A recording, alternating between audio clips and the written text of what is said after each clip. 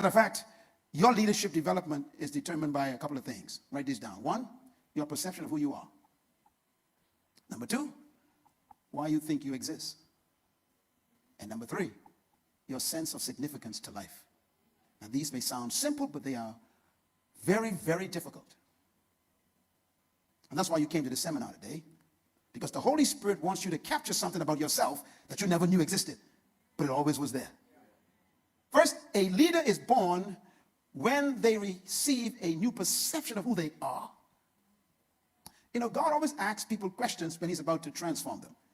He'd ask them, what do you see? Or how many is this? Or what is that? In other words, he'd be testing to see their perception ability. How do you see yourself? This new book that I just released called The Spirit of Leadership, the word spirit there has nothing to do with the Holy Spirit. It has to do with attitude. I got the entire concept from the encounter that God had with the children of Israel when they were about to go into the promised land. You remember that?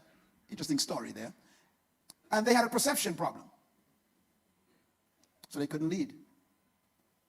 Secondly, leaders must conquer the question, why do you think you exist? You will never lead until you capture some sensitivity and consciousness that you exist for a reason. Leaders don't have jobs. They have assignments.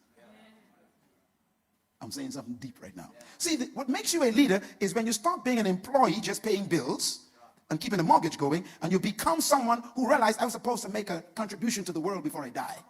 There's a big difference between the two ways of thinking. So a leader doesn't just live for retirement. They don't live to make a living. They make to make a difference. They live to make a difference. And that's why a leader is born when a person has an encounter with a destiny quotient.